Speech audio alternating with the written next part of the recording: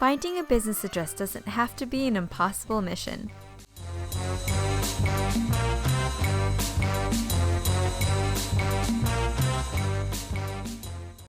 Hi, I'm Danica, and we're joined by our team member Leilani to share more about 5 ways to get a business address for your startup. what he said.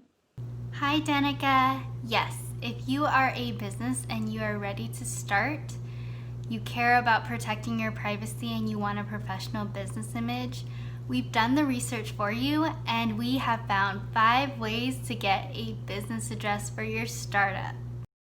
So what options do we have? You can actually consider private mailboxes. What are the pros of a private mailbox? You get a permanent address, it's cheap, and you can pick up your mail anytime. Well, that doesn't sound too bad. Any cons? It's not a bad address option if you live nearby, but as a remote business owner and business owner in general, you're always on the go, so this can be a hindrance to your business operations. It really isn't that flexible. That makes sense.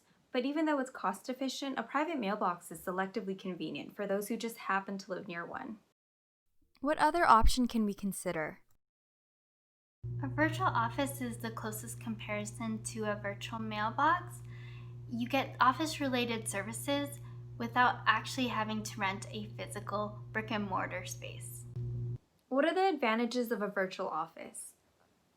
It gives business owners the ability to have a professional business address as well as mail handling services, receptionists, a local phone number, as well as rentable conference spaces for meetings, just to name a few. Are there any disadvantages with a virtual office?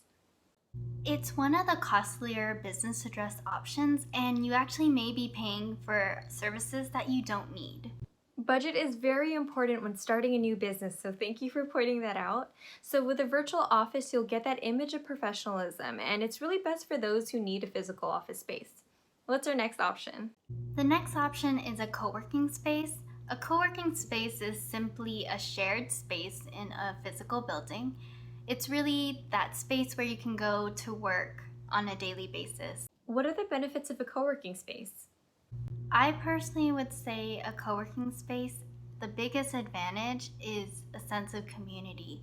Usually you're going there to look for networking, support, and learning opportunities from others who are in that same boat with you. And honestly, sometimes you just want to go because you're lonely or you want to change of scenery from the coffee shop. Okay, sounds like there could be some downsides. What are those? The disadvantage of a co-working space is it is a more expensive option, up there with virtual offices. Secondly, it's really important to realize that co-working spaces offer the same distractions as a physical office. You'll get those water cooler talks, so it's best to really understand your environment that you work best under. I personally get distracted very easily, so this would not be an option for me. On the other hand, it's best if you want a physical location to work at every day and you crave a sense of community. What else do we have?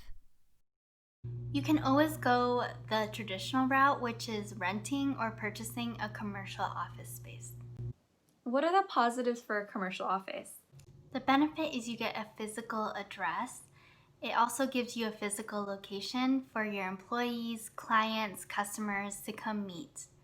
How about the drawbacks of a commercial office, other than the obvious of cost? You got it, Danica. The biggest downside is cost.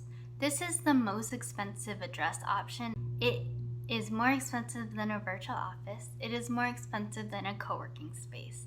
On top of that, another downside is if your business is relocating due to experiencing high growth, you have to let everyone know your new change of address with your vendors and your customers. Yeah, that could definitely negatively impact your business operations and cash flow. Sounds like if you expect to have employees and walk-in customers, then a commercial office space is your best bet. Now, what's the last option out of the 5 ways to get a business address for your startup. You can get a virtual mailbox. So what are the benefits of a virtual mailbox? You'll get a commercial business address, which is the most convenient option out of the 5 ways to get a business address for your startup. With a virtual mailbox, you can access your mail and packages without ever having to leave your house. That means pajama party all day. Save so much time by not needing to manually open and scan each individual mail piece that's important to you. You can automatically have it digitized for your tax records and purposes. On top of that, you can actually forward any important documents to yourself with a click of a button.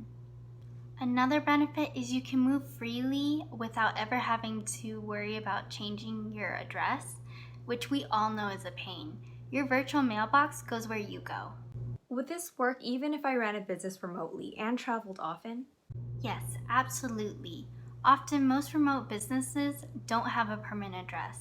With a virtual mailbox, you get a permanent address to solve your home away from home problem. That's great. A virtual mailbox offers so much flexibility. Does it have any disadvantages? There are actually two disadvantages. The first being if you cancel, you actually have to manually notify everyone of your change of address. Second, you actually might incur more costs by forwarding mail compared to picking up. I can't imagine how any other option can compare, especially if you're running a small business.